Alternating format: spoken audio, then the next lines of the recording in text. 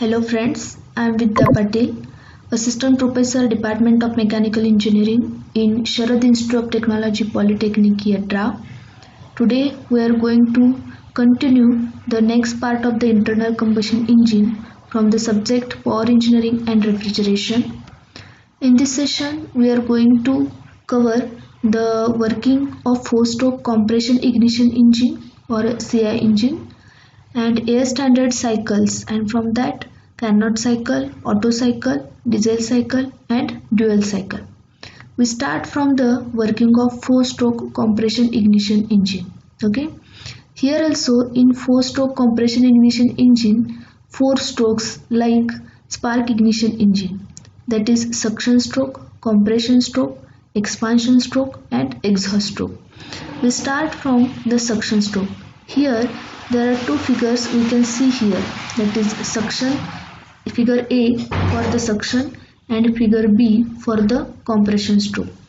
In suction stroke we can see here there is a inlet valves and exhaust valve. In suction stroke inlet valve is open and exhaust valve is closed. Okay, and in compression stroke inlet and exhaust both valves are closed here. When inlet valves opens, that time here only air is enters into the cylinder. Okay, in spark ignition engine there is a air fuel mixture enters into the cylinder, but here only air enters during the suction stroke. Okay, and during this stroke inlet valve is open and piston moves from top dead center to bottom dead center. Okay, and in next compression stroke the induced air at the time of suction stroke is compressed into this clearance volume. Okay, and that time both valves are closed. Next is the expansion stroke. Here we can see in diagram C there is a inlet and exhaust valve, both valves are closed, and here the fuel injection starts nearly at the end of the compression stroke. The rate of this injection is such that the combustion maintains the pressure constant in spite of the piston movement on its expansion stroke, increasing the volume, and heat is assumed to have been added at the constant pressure. After the injection of fuel is completed and the product of the combustion expands, here also both valves remains closed during this expansion stroke. And next is the exhaust stroke. Here at the exhaust stroke the piston traveling from bottom dead center to top dead center, and because of that it pushes the product of combustion outside, and this exhaust valve is open and the intake valve is closed during this exhaust stroke. Okay, we can see here the ideal PV diagram for this four-stroke CI engine here. Okay, where P3 and P2 are equal, and here the all processes, that is suction, compression, expansion and exhaust, are clearly see here in this figure. Okay, now we can see the one animation to understand the working of the four-stroke diesel engine. Okay, here we can see the working of diesel engine. There are parts of the engine components, that is cylinder block, that is cooling jacket, coolant, then cylinder head, spark fuel injector, inlet exhaust valves, piston cylinder assembly. Okay, first here we start from intake or suction stroke, where the piston moves down from top dead center to bottom dead center during this intake stroke, and the intake valves open during intake stroke and to allow the fresh air from the atmosphere into the engine cylinder, and the motion of the intake valve is controlled by the camshaft. Okay, the exhaust valves are closed during this suction stroke, and the downward motion of the piston creates the partial vacuum. Okay, and the pressure difference generated from the downward motion of the piston pulls the air molecules into the cylinder. Here we can see, and intake valve closes at the end of this intake stroke. Okay, that time piston moves from top dead center to bottom dead center. The piston moves from bottom dead center to top dead center during the next stroke, that is compression stroke, and air compression takes place. During this compression stroke, both valves are remain closed, and this isolates the combustion chamber from the ambient temperature. Now the compression raises the pressure and temperature of the air. Here we can see air is being compressed, and at the end of this compression stroke, the fuel injector injects the metered quantity of fuel, okay, and starts the power stroke, where the compression raises the pressure and temperature of the air. Here we can see the molecules which absorbs the heat from the surrounding hot air and vaporize, and this results into combustion and subsequently generation of the energy.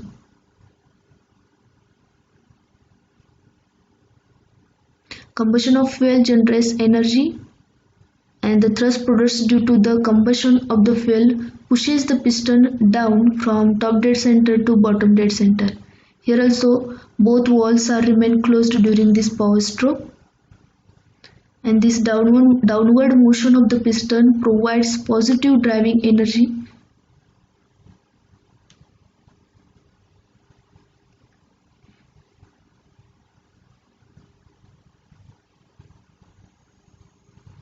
Last is the exhaust stroke, where in this exhaust stroke, the combustion of fuel products residuous gases having high temperature and pressure. These high temperature pressure gases are composed of unburned fuel particles and a number of harmful pollutions like CO, CO2, NOx. Exhaust stroke, the exhaust valve opens, and during the exhaust stroke, this allows smooth disposal of the gases into the exhaust port,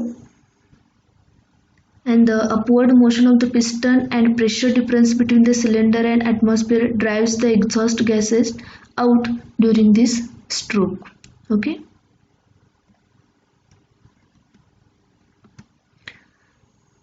This is all working of the 4-stroke diesel engine. Now we see the comparison between spark ignition and compression ignition engines, that is SI engine and CI engine. We start from the basic cycle, that is the SI engine works on Otto cycle or constant volume heat addition cycle, and CI engines work on diesel cycle or a constant pressure heat addition cycle. Okay. Also, the fuels used for the SI engines are highly volatile gasoline fuels, and self-ignition temperature is high in SI engine fuels. But in CI engine, that is diesel oil, non-volatile fuels, and self-ignition temperature is comparatively low in CI engine fuels. The introduction of the fuel, that is a gaseous mixture of the air fuel, is introduced during the suction stroke in SI engines, and a carburetor and an ignition system are necessary, and modern engines have gasoline injections. In CI engine, fuel is injected directly into the combustion chamber at the high pressure at the end of the compression stroke, and the fuel pump and injector are necessary parts in CI engine. In SI engine, the throttle controls the quantity of the air fuel mixture to control the load, but in CI engine, the quantity of fuel is regulated to control the load and air quantity is not controlled. Okay, and the ignition in SI engine, in ignition process, SI engine requires an ignition system with a spark plug in the combustion chamber, and primary voltage is provided by either a battery or magneto. In CI engine, the self-ignition occurs due to high temperature of the air, and because of the high compression, ignition system and spark plug are not necessary. In the compression ratio of the SI engine is 6:10, and the upper limit is fixed by Antonov quality of the fuel. but in CI engine the compression ratio is 16 to 20. Okay, and upper limit is limited by the weight increased of the engine. Here the speed of the SI engine is high speed engines, and in CI engines that is low speed engines because of the heavy weight. And the thermal energy due to because of the lower CR, the maximum value of the thermal efficiency that can be obtained is lower in SI engine and higher in CI engine. Okay, due to the because of higher CR in CI engines. And the weight of the SI engine, it is lighter due to the comparatively lower peak pressures, and CI engines are heavier due to comparatively higher peak pressures. This is the comparison of SI and CI engines. Now we see the air standard cycles, and from that first we start from the Carnot cycle. And before that we see there are some assumptions for this air standard cycles, which is based on some assumptions. That is, the working medium is assumed to be a perfect gas, and which follows the relation that is PV is equal to MRT. Okay, and there is no change in mass of the working medium, and all processes that constitute the cycle are reversible in air standard cycles. Also, heat is assumed to be supplied from constant high temperature sources and not from the chemical reactions during the cycle. And some heat assumed to be rejected to the constant low temperature sink during the cycle. And also it is assumed that there are no heat losses from the system to the surrounding, and working medium has a constant specific heat throughout the cycle. And physical constants wise Cp, Cv, gamma and m for the working medium are the same as those of air standard atmospheric condition. These are some assumptions for the air standard cycles. First we see now here the Carnot cycle. In Carnot cycle is the cycle in which the working medium receives heat at the higher temperature and reject heat at the lower temperature. The cycle which consists two isothermal and two reversible adiabatic processes. The reversible adiabatic process is also called as an isentropic process, and it is an idealized thermodynamic process, that is adiabatic, and in which the work transfer of the system are frictionless. There is no transfer of heat and the process is reversible in Carnot cycle. Okay, that is reversible adiabatic process. Okay, in Carnot cycle is represented as a standard of perfection, and engine can be compared with it to judge the degree of perfection. It gives the concept of maximizing work output between the two temperature limits. Okay, you can see in this diagram there are two isothermal processes and two adiabatic processes, that is 3 to 4 and 2 to 1 is isothermal, and 1 to 4 and 2 to 3 these are the adiabatic processes. Here we can see, to understand the working principle of the Carnot cycle, we use this figure number 7 here. There is in figure 7 we can see that there is a high temperature source at T3 and a low temperature sink at T1, and here there is a perfect insulator cum perfect conductor and perfectly insulated walls for the cylinder. Here the working of an engine based on the Carnot cycle we can explain with this help of this figure, which shows the cylinder piston arrangement working without friction, and the walls of the cylinder are assumed to be perfect insulators, and the cylinder head is so arranged that it can be perfect heat conductor as well as perfect heat insulator.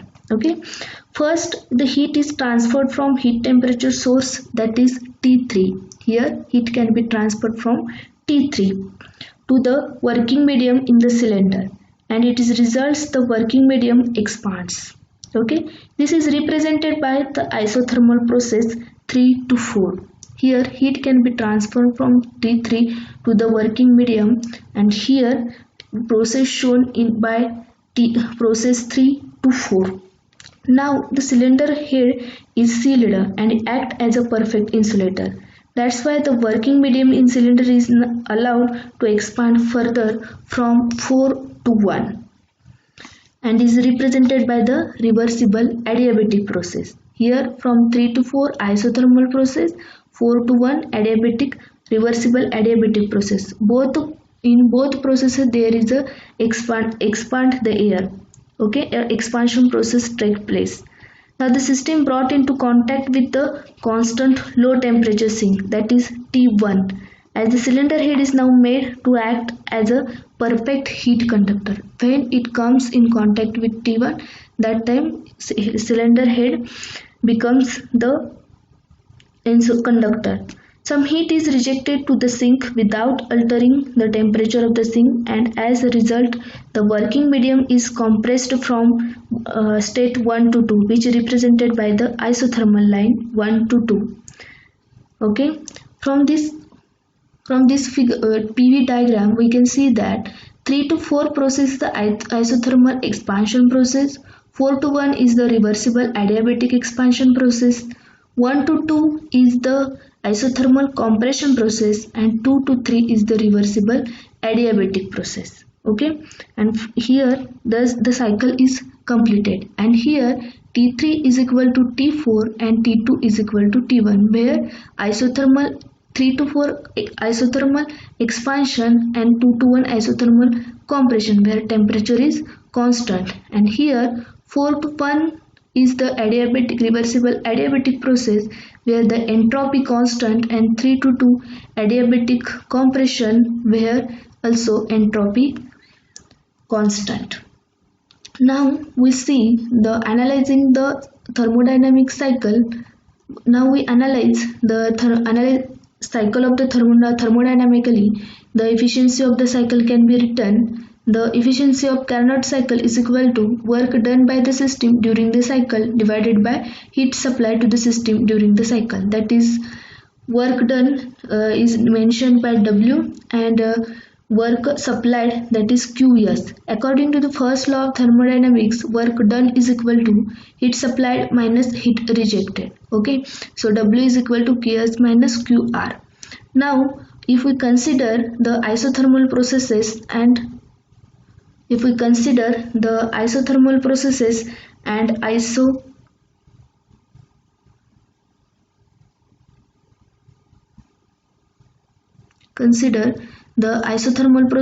as well as adiabatic process from 2 to 3 to 4 to 1, we calculate the efficiency of Carnot cycle, that is T3 minus T1 divided by T3, and here is equal to 1 minus T1 upon T3. Here also M is the mass of the air, R is the gas constants, and T3 is the maximum temperature and T1 is the minimum temperature. Okay. Next is the Otto cycle. Otto cycle consists of two constant volume and two isentropic processes. In Otto cycle, we can see here the process number 1, that is process 1 to 2. Here we can see that process 1 to 2 is the reversible adiabatic process.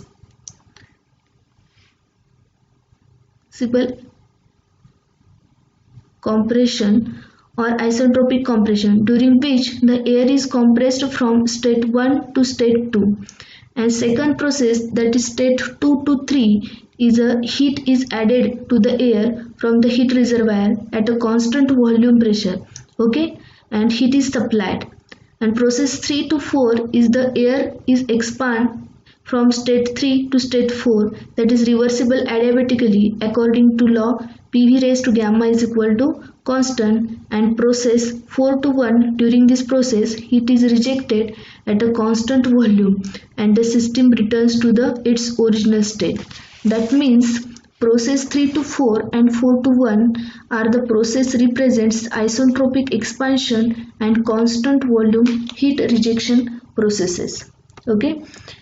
The thermal efficiency of the Otto cycle can be written as Qs minus Qr divided by QS, and again considering the constant volume processes from 2 to 3 and 4 to 1, and considering isentropic process from 1 to 2 to 3 to 4, we calculate the efficiency of the Otto cycle, that is 1 minus 1 upon gamma raised to gamma minus 1. Now we see the Dizel cycle. In Dizel cycle there is a difference between Otto cycle and Dizel cycle. Dizel cycle is in heat addition process. In case of Otto cycle, heat is added at a constant volume, while in case of Dizel cycle, the heat is added at the constant pressure. Okay, the point 1 here represents the condition of air at the end of suction stroke or at the beginning of the compression stroke. This air is compressed isentropically with the compression ratio R. Okay, and here heat is transferred at the constant pressure to the air from the heat reservoir, and this process is from 2 to 3, corresponds to the injection and burning of the fuel in actual engine. The point 3 is called the point of the cutoff or load ratio. Here, in analyzing the Dizel cycle, the suction and exhaust strokes represented by 0 to 1 and 1 to 0, they are neglected here. The volume ratio, that is V1 upon V2, is the compression ratio, that is R, and the volume ratio V3 upon V2 is called the cutoff ratio, that is RC. Okay, the thermal efficiency of the diesel engine is equal to 1 minus 1 upon gamma raised to gamma minus 1 in bracket RC raised to gamma minus 1 divided by RC minus 1. Now we see the dual cycle. In a dual cycle, in Otto cycle, the combustion is assumed at the constant volume, while in Dizel cycle, the combustion is at a constant pressure.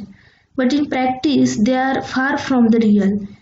Hence, some time interval is required for the chemical reactions during the combustion process. That's why the combustion cannot take place at the constant volume. And because due to this rapid uncontrolled combustion in diesel engine, the combustion does not occur at the constant pressure. Hence, the dual cycles are used.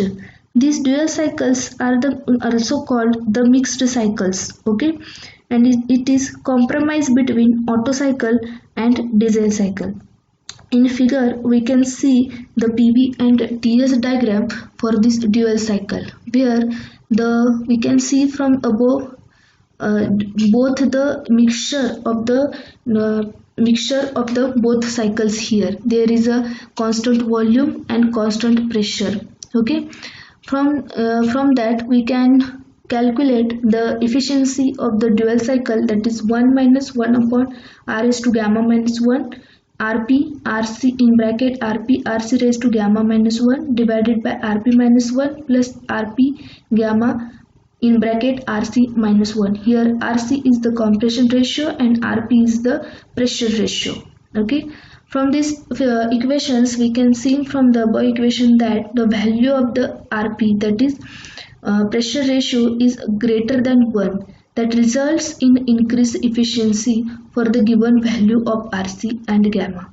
Okay, thus the efficiency of the dual cycle lies between that of the Otto cycle and Dizel cycle, having some compression ratio with Rc is equal to 1. That means it becomes an Otto cycle. If Rc is equal to 1, becomes the Otto cycle, and with Rp is equal to 1, it becomes the Dizel cycle.